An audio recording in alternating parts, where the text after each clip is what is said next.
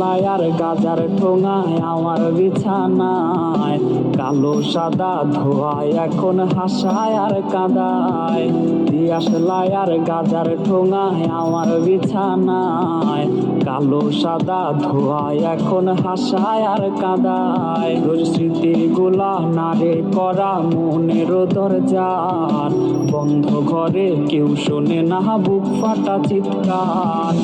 আবেগ দিয়া নেশার নৌকায় পাংখা লাগাইছি, মাতাল হইয়া পিয়ার কোজে পাড়ি জমাইছি।